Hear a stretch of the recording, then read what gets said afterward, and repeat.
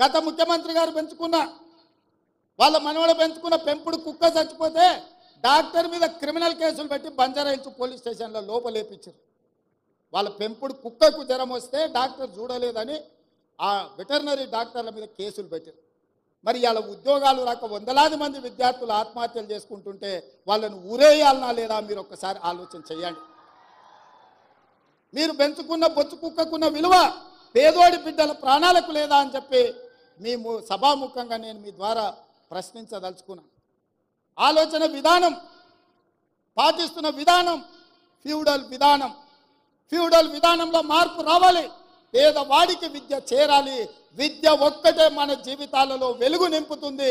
చదువుకోవడం ద్వారా ఈ ప్రపంచానికే మనము ఏదైనా కావచ్చు, ఎక్కడికైనా చేరవచ్చు. దానికి మీరే బాధ్యత వహించాలి.